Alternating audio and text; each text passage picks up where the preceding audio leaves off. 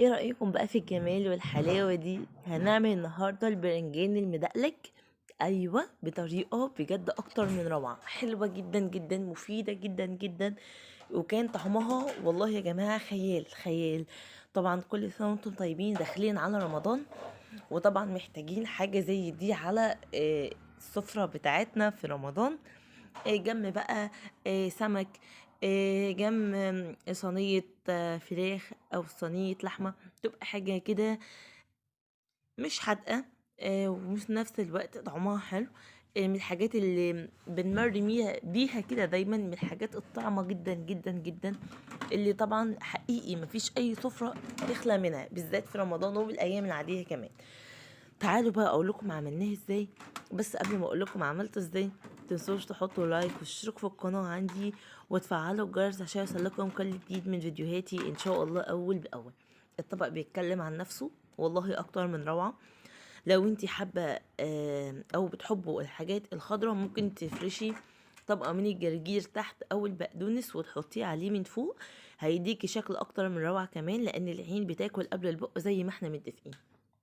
زي ما انتم شايفين، ده برنجان مدقلج او برنجان عادي اهو. انا جبته حجم صغير لان الطريقه دي بيبقى حلو فيها الصغير.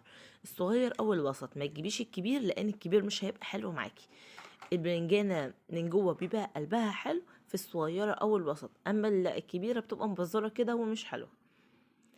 هبدا اشيل الحتت اللي فوق دي، ومش هقطعها بالسكينه، يعني مش هتخلص بالسكينه.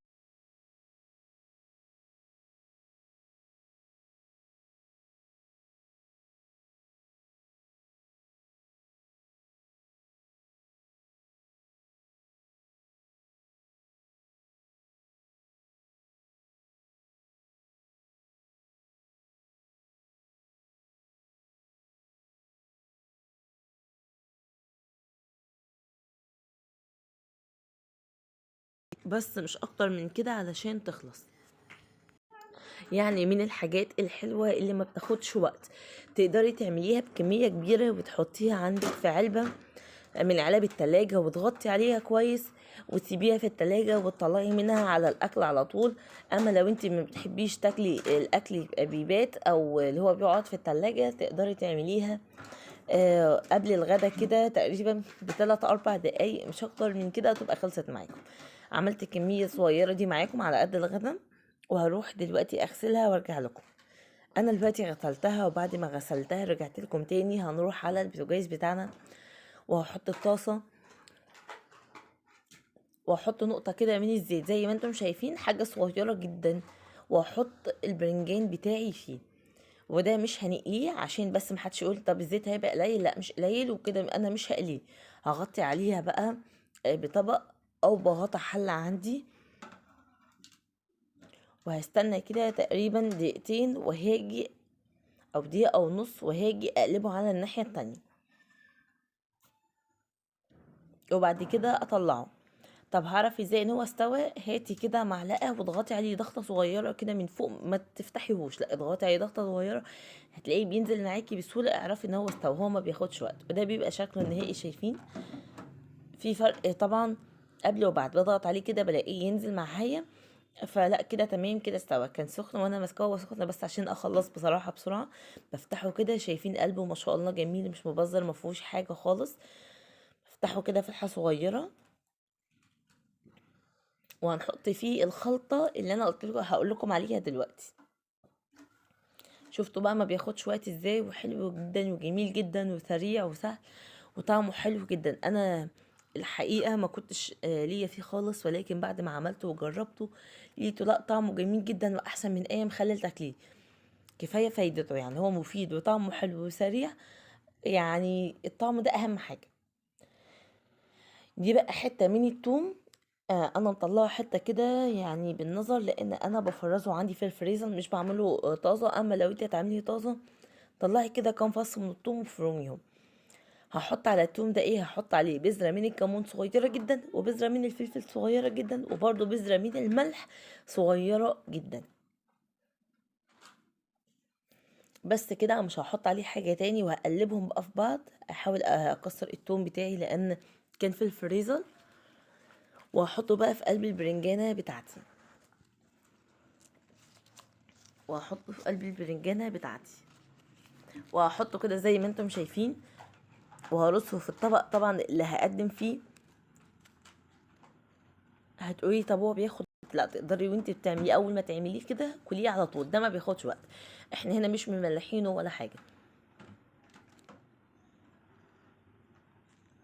ولسه يا بنات صحيح قبل ما انسى هنرش عليه رشه من الخل،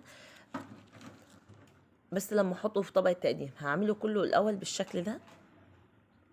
وخلي ايدك متوازنه، يعني ايه؟ يعني ما تجيش في برنجانه تمليه قوي وفي برنجانه تانية ما تحطيش. ودايما لما تيجي تحطي خلي في كل البرنجان قد بعضه عشان يبقى كله طعم واحد، ما يبقاش طعم قوي في واحده وفي واحده التانية الطعم مش قوي. وبفضل ان انت ما تكتريش من الحشوه دي، يعني حطي كده بالمعقول زي ما بنقول. وده خلصنا كده الكميه بتاعتنا كلها. هحطه بقى في الطبق اللي هقدمه بيه او هحطه بيه. وانا قلتلك لو انت عندك حاجه خضراء حطي كده شويه بقدونس او شويه من الجرجير فيه، ولكن انا ما كانش عندي.